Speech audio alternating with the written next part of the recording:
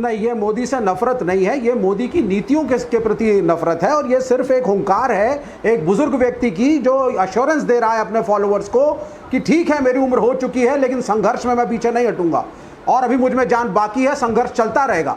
नफरत क्या होती है? नफरत होती है जब राहुल गांधी को आप षड्यंत्र करके सांसद के पद से हटवा देते हैं।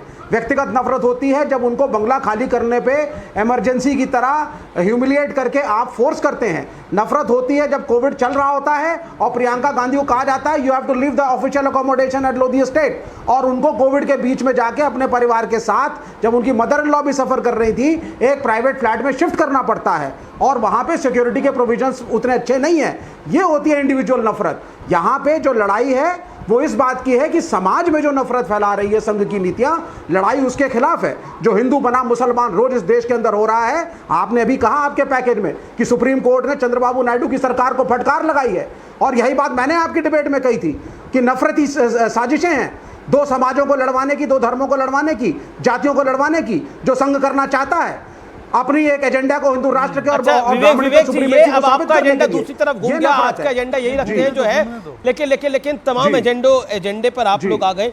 लेकिन शहजाद पूनावाला, मैं आपका रुख करता हूं, क्या आपको लगता है कि ये सियासी वार है और इसको बीजेपी पॉलिटिकली इस्तेमाल करना चाहती है? सबसे पहले तो सुनील जी भी इस डिबेट में हैं, तो आज किसी को उठाना नहीं है सुनील भाई केवल लाइटर नोट पे बोल रहा हूँ। परंतु दूसरी बात यह है कि देखिए, जब तक है जहाँ दूंगा गालियाँ, मोदी नहीं देश है मेरी समस्या। ये दरअसल मोदी तो बहाना है, देश को गरियाना है। और मैं आपको बताता हूँ, देखो सबसे पहले तो हम कह रहे हैं कि खड़गे जी को तंदुरुस्ती मिले, लंबी आयु मिले, और उन्होंने तो अमृतत्व पाने की ख्वाहिश कर दी है। वो कहते हैं कि मैं तब तक नहीं जाऊँगा जब तक मोदी जी रहेंगे। मोदी जी तो बहुत लंबे समय तक रहने वाले हैं, मतलब कि अपने आप को अमर बनाने के लिए ये अच्छा फॉर्मूला है।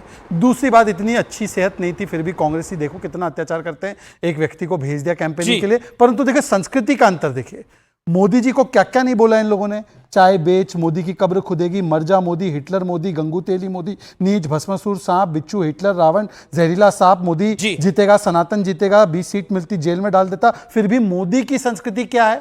मोदी किसी को काफिर नहीं समझता, मोदी समझता है ये मेरा प्रतिद्वंद्वी है, ये मेरा दुश्मन नहीं है। और मोदी कहता है तुम्हारा हेल्थ कैसा है, मैं चिंतित हूं। बस 10 सेकंड और 12 सेकंड और एक तो फॉर्मूला है, मोदी को हटाएंगे, जब तक हम नहीं जाएंगे तब तक मोदी को हटाते रहेंगे। योगी को हराने का फॉर्मूला भी निकाला है। महबूब अली मियां ने बोला है मोदी को छोड़ो, योगी को हटाने के लिए मुस्लिम आबादी बढ़ा देंगे। अब जो 80-20 की राजनीति, अब हम बढ़ गए हैं, नहीं तो हट ही जाएंगे ना, ये कह रहे हैं कि हम बढ़ तो गए पर उकसा रहे हैं कि और बढ़ो।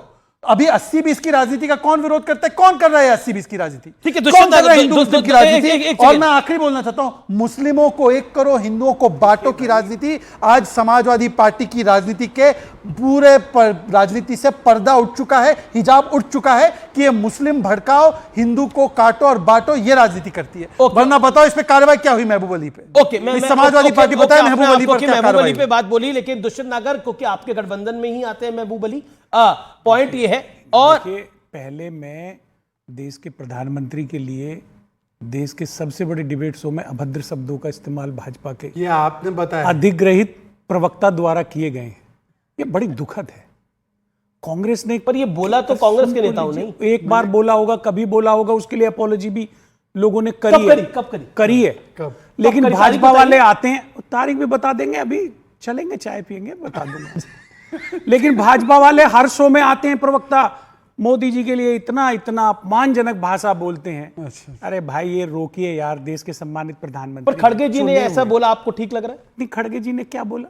उन्होंने बोला कि जब तक मैं नहीं जाऊंगा जब तक मोदी को नहीं हरा दूंगा। भाई वो कांग्रेस के राष्ट्रीय अध्यक्ष हैं जी, उनकी अपनी वैचारिक प्रतिबद्धताएं हैं, कांग्रेस पार्टी को लीड कर रहे हैं। तब तक जब तक मैं मोदी को नहीं हटाएंगे तब तक मैं जिंदा ही रहूंगा। कारण क्या है? उन कारणों को जानिए ना। मोदी जी की सरकार ने 30 लाख सरकारी नौकरियां केंद्र सरकार के द्वारा जो लोगों को मिलनी थी उनको रोका हुआ है। बेरोजगारी, महंगाई निरंतर बढ़ रही है। तो उसकी बात कर लेते, फिर बेरोजगारी की बात करते। वो कह रहे हैं कि उनकी दुष्यंत जी, मैं आपके साथ संवाद कर रहा हूं। आपकी मैंने कितनी तारीफ मैंने की? एक मिनट मैं आपकी तारीफ कर रहा हूं, आप मुझे बोलने का मौका अच्छा, मैं आपसे सवाल पूछ रहा हूं 10 सेकंड का, फिर आप एक मुझे मिनट पूरा तो बोलने नहीं बिल्कुल दीजिए। 50 सेकंड आप बोल लीजिएगा। मेरा एक सेकंड दुष्यंत जी, मैं आपसे बहुत ही साफगोई से एक सवाल पूछ रहा हूं। मल्लिकार्जुन खड़गे की हेल्थ खराब हुई, ईश्वर उनको लंबी उम्र दे, प्रधानमंत्री ने उनका हालचाल पूछा, अमित शाह ने भी उनकी लंबी उम्र की कामना करी, लेकिन मल्लिकार्जुन खड़गे ने बोला कि जब तक हम मोदी को हटाएंगे नहीं तब तक मैं जिंदा ही रहूंगा। देश के इसका कारण क्या था? क्योंकि देश के दबे कुचले पिछड़े लोगों को यह सरकार प्रतिनिधित्व नहीं दे रही है, निरंतर निजीकरण कर रही है, सरकारी नौकरियां घट रही हैं, जिससे दलित आदिवासी पिछड़े काम से वंचित रह रहे हैं। लगातार जो रूरल भारत है, ग्रामीण भारत में लोगों की अर्थव्यवस्था बिगड़ रही है। इसलिए कांग्रेस पार्टी ये चाहती है कि इस सरकार को हटाया जाए। ये सरकार तब हटेगी जब मोदी जी हटेंगे। ये तो सिंपल सा फॉर्मूला है, ये राजनीतिक यही याद आ रहा है। एक बात बताइए, उन्होंने जिम्मेवारी ली है, और जिम्मेवारी किस बात की ली? सुन लीजिए ना, राष्ट्रीय अध्यक्ष की और नेता प्रतिपक्ष की, और दोनों जिम्मेवारियों का वो 83 वर्ष की आयु में कितनी दृढ़ता के साथ निर्वहन कर रहे हैं। उनकी तबीयत खराब हो रही है और वो देश के लिए प्रेरणा का स्रोत हैं। ओके, अच्छा, देश के करोड़ों लाखों लोग, तो बेरोजगारी बढ़ रही है, और अर्थव्यवस्था का बुरा हाल हो रहा है, इसलिए मैंने सुन लिया। एक तो शुभकामनाएं कि मेरे भाई बड़े दिनों बाद स्टूडियो पधारे हैं और डिबेट में पधारे। अभी आप इनसे मना कर देना, इन्हें मत बुलाना, ऐसा नहीं होता। अच्छा सुनिए, एक बात जो हमारे भाई दुष्यंत जी ने, और दुष्यंत जी जो है वो हरियाणा के चुनाव में भी काफी सक्रिय रहते हैं, उन्होंने कहा दबे पिछड़े कुचले समाजों की हम लोग पैरवी कर रहे हैं। कुमारी शैलजा को सीएम फेस बना दो, कुमारी शैलजा को सीएम फेस बना दो, घोषणा कर दो। खड़गे जी, सुन लीजिए, खड़गे जी का सवाल क्या है? कुमारी शैलजा को बनाने की खड़गे जी से क्या लेना देना?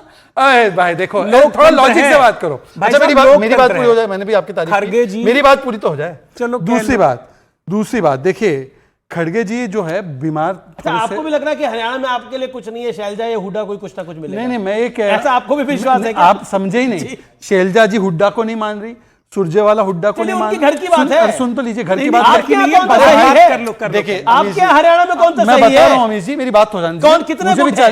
एक खट्टर गुट है, एक सैनी गुट है, कैप्टन अभिमन्यु गुट है, एक रामविलास शर्मा गुट है। ये तरीका नहीं है, मेरी तो बात हो जाने दीजिए, मैंने तो किसी के बीच में नहीं बोला। अमीश जी हुड्डा जी को सुरजेवाला नहीं मानते, सुरजेवाला को हुड्डा नहीं मानते, शैलजा को हुड्डा नहीं मानती। जो पार्टी एक नहीं रख पा रहे, प्रदेश एक कैसे रख पाएंगे? इसलिए मैंने बोला 10 सेकंड, अब 10 सेकंड भाई प्लीज बीच में नहीं, 10 सेकंड और। खड़गे जी ने एक और बात बोली, जब वो थोड़ी सी बीमार तो थे, अस्वस्थ थे, पर उन्होंने बोलते बोलते पता है क्या बोल दिया? सुनिए।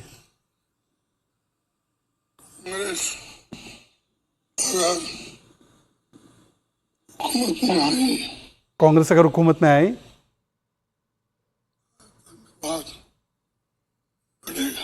आतंकवाद बढ़ेगा। कांग्रेस अगर तबियत खराब होती है तभी सच निकलता है, तभी सच निकलता है। सच बोल दिया कांग्रेस ने कि कांग्रेस हुकूमत में आई तो आतंकवाद बढ़ेगा। अब बताइए कि आपने दलित का अपमान कैसे हो गए? आपने बीमार आदमी को भेज दिया कैंपेन के लिए, वो दलित का अपमान नहीं है। आप बताइए, राष्ट्रीय अध्यक्ष का अपमान, राष्ट्रीय अध्यक्ष का अपमान। सुनील यादव, सुनील